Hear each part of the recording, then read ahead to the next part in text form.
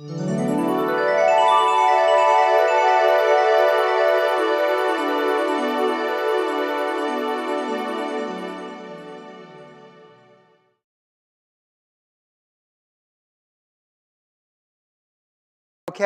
I would like to introduce our next speaker, and that is Rachael Dardano. And she is the founder and CEO of Internal Wisdom, a robust healing sanctuary that supports clients through diet, nutrition, cleanse, and detox programs, stress management, emotional balance, and energetic guidance. She has a drive to inspire self-healing through self-love. Her mission is to provide a safe and playful environment, encouraging optimal wellness naturally. Please welcome to SAC Soul Talks, Rachael.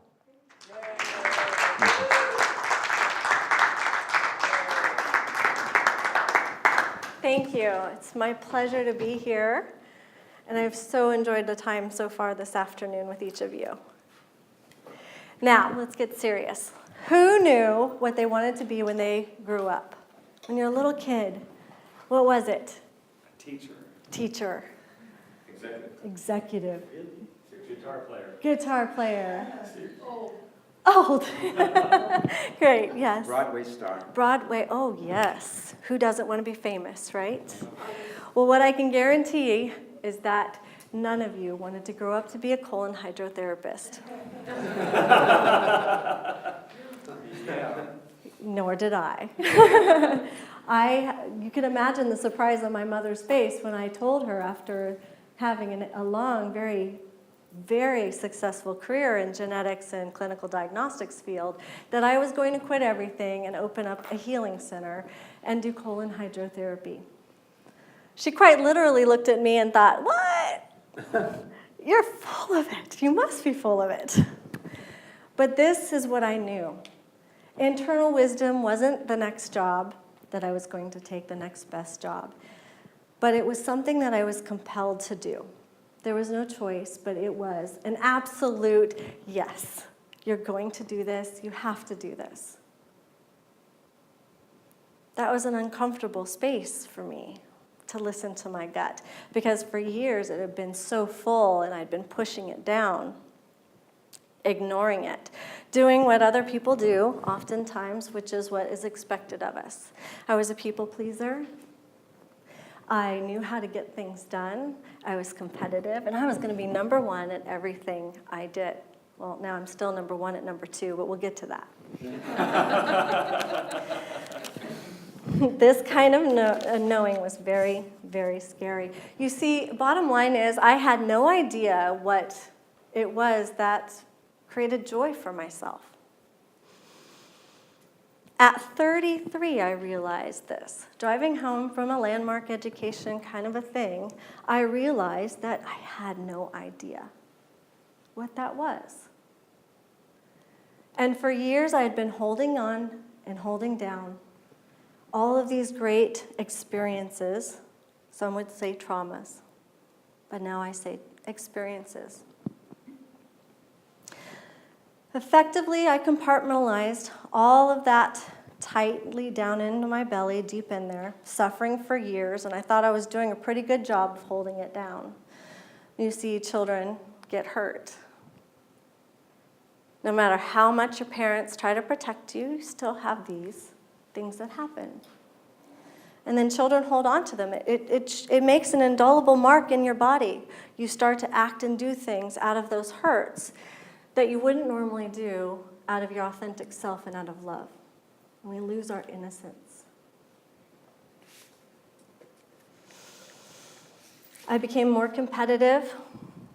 I became much more driven in things that weren't necessarily in alignment with my authentic self. Now I can look back and say that there's positive aspects of these negative experiences. Similarly, I can now sit with people who've had these similar experiences with sexual abuse. I can see my internal wisdom tells me that every one of us, deep in our core, really just wants to be seen, really just wants to be heard, wants to be adored, and wants to have connection with one another. But then we hold on to this trauma and pain, then trying to make sense in our brains of the nonsense that happens to us. We get stuck in the patterns, the have-tos, the doing, when you don't even know why you're doing it. For the first 33 years of my life, I lived doing what other people expected me to do, doing what I was really good at, and was so far away from my authentic self. When I got that first knowing that I was going to open internal wisdom, it was such a yes, and I couldn't ignore it, that it didn't matter any longer what anybody else thought. And there was some freedom in that, a pretty major freedom. But I'll tell you what, I still didn't know what I was doing. I was on a new adventure, a new exciting connection and adventure. And still, being in alignment with our heart, it's easier said than done, right? To hold that space, because we've got those patterns in the back of our mind. Still saying, when you're on a roll, especially when things are in flow, when you're about ready to get exactly what you want, you're so close you can taste it. There's the voice, the little voice, telling you you're not good enough, you don't deserve it, you can't have it. Maybe it's a holding on to a subtle rumble that says, no, stay where you are, even if it sucks. Even if everything's stuck, it's familiar, it's safe. The illusion of safety is right here. We hold on to it. At some point, though, it gets so bad that the universe, God, your higher wisdom, whatever resonates with your inner, compels you to stop, compels you to look outside yourself and to do something different. There's clarity that needs to happen. Why are you here, you ask yourself? What is this life all about? Who are you? Who am I? Bottom line is you get tired of feeling like crap. At some point, you figure out that you've got to do something different, and you're willing to look outside the box or look outside your normal routine of holding it down and look at something different. Now, yes, in internal wisdom language, we're talking about crap. Quite literally, the freeing up of moving your bowels helps to free up their space for healing to occur. There are more nerve endings in your digestive tract than anywhere else in your body, more than your spine. Now, I wouldn't imagine that God or the universe or Allah, whoever you pray to, would design our bodies to have all of these nerve endings wrapped around an organ that's just supposed to hold crap. Doesn't make sense. This is truly where your yes or no comes from, where the body tells you your truth, if you dare to listen.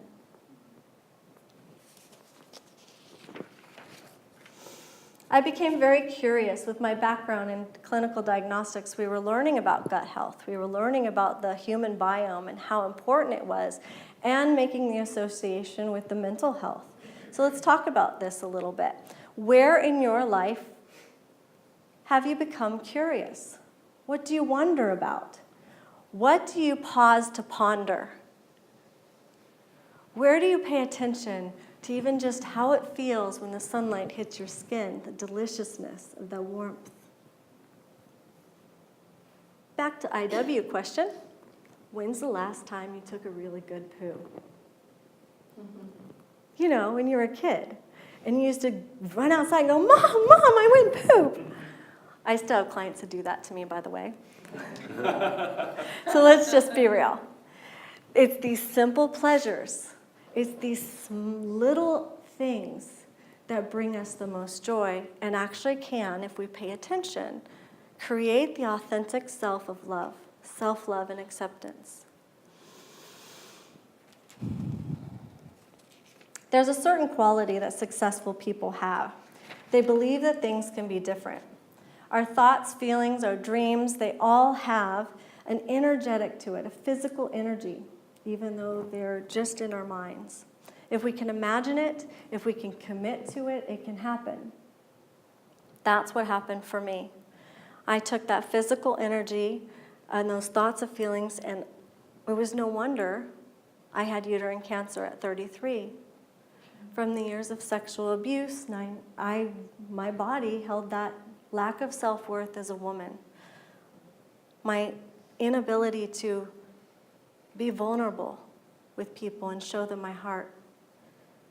My opening of internal wisdom 9 years ago, I made the decision to follow a new direction, to follow my heart, that my strength was my vulnerability, and that through loving myself and loving others and having complete acceptance for anyone and everyone who walks through my doors, looking for help and looking for not just physical, but emotional, mental, it's all the same, that I could help heal myself and be my authentic truth.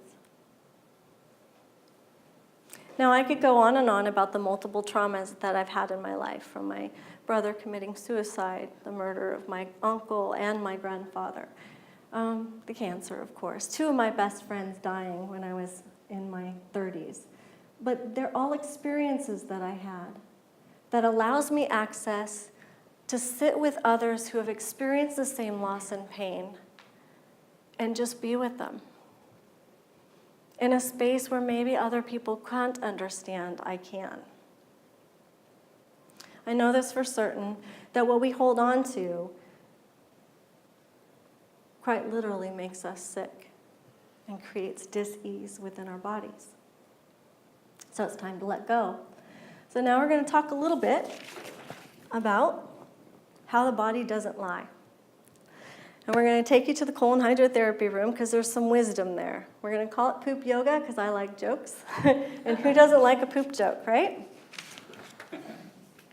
So with the same amount of energy, you can either hug someone or you can bug someone. You can build someone up or you can bend them the wrong way. The same with yourself. So it's up to you about the choices that you make with the changes that occur in life. So quite simply, there's 4 ways that we gain access to helping us to basically stay present in our bodies. So the first step is step 1. It's, again, poop wisdom. Step 1, the more you relax, the more you release. In the colonic room, yes, we're literally talking about drop your shit. But really, it means sitting still. We call it like poop yoga. Sit still, breathe deep from your belly. Get in tune with yourself. Listen without words or distractions. Calmly just be with yourself. This is a practice that's difficult for many people when they're not used to, and they're used to just doing, all the time, busy, but just scheduling even a little bit of time. Once you've stayed still for a little while, you want to start making a list of things that no longer serve you, that you do not need. What actions are you doing that no longer serve your greatest self? What are you holding on to? This is patterns, habits. This is also people and relationships and social circles. Who you're around bring you up or bring you down. And then being able to be with yourself and letting go with those people and things that are affecting your system and your body. So that's 2. Step 2 is creating space. So you want to be able to essentially find more inspiration. And if you're already full, how are you going to find more inspiration to find what more other things are in your life? So step 2, quite literally, go poo. Find inspiration. Create some time for you to just be with yourself, playing and doing, this could be rearranging furniture, this could be decluttering your house, this could be tying up loose ends. Just basically drop it. Create the space.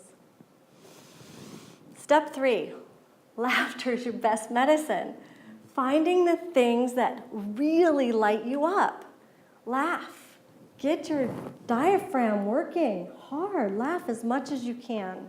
And then get curious. If you don't know what lights you up, write a list of things that you might be interested in and be willing to try it. Go out, start checking them off. And don't be attached to whether or not it really worked or not.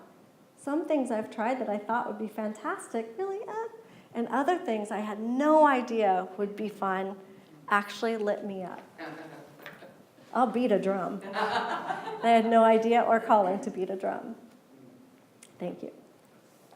Step 4 is establish a new set of rules for yourself. This can be very, very small. It can be a commitment to just drinking more water every day.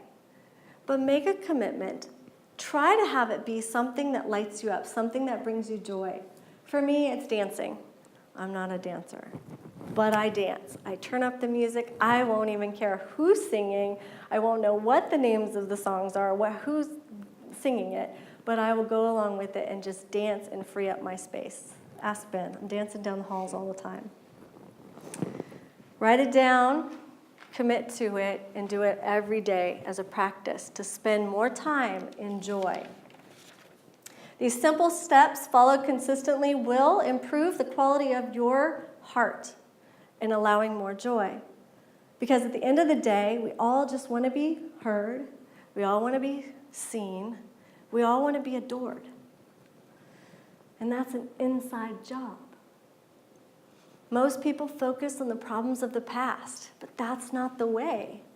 The way is to retrain our minds to focus on what we desire, on our joy, on our hearts, on letting things go and continually flowing in process of letting things go that no longer serve our higher self.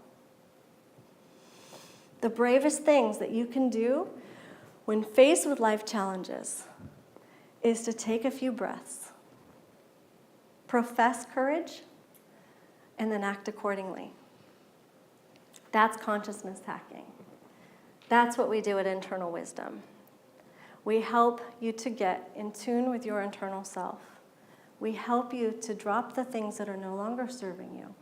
We help your body to feel better, to feel stronger, to feel empowered to do the things that you are here to do because we all need it. And I love playing with you. That's what Internal Wisdom is.